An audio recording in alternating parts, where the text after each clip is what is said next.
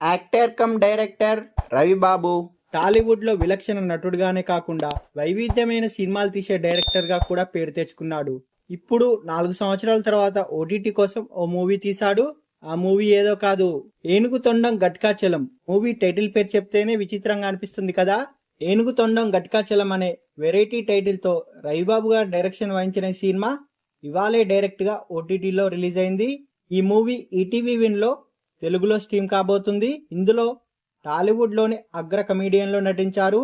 ఈ మూవీ యొక్క స్టోరీ విషయానికి వస్తే, ఏనుగు తొండం గట్కాచలం అలియాస్ వికే నరేష్ గారు ఒక రిటైర్డ్ ఎంప్లాయీ.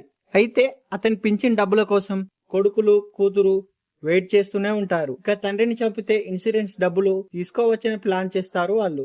మరోవైపు తాను మళ్ళీ పెళ్లి చేసుకుంటానని గట్కాచలం షాకిస్తాడు. తనకంటే ఎంతో వయసు తక్కువైన అమ్మాయి అలియాస్ వర్షిణిని పెళ్లి చేసుకుంటాడు. అయితే పెళ్లి తర్వాత కొన్ని రోజులకి గట్కాచలం కనిపించకుండా పోతాడు. నాన్న ఎక్కడా అని పిల్లలు వెతుకుతారు. చనిపోయిన వ్యక్తికి ఇన్సూరెన్స్ తీసుకోవచ్చా అని ప్రయత్నిస్తారు. ఈ సందర్భంలో వచ్చే కామెడీ కడుపుబ్బా నవ్వించేలా ఉంది.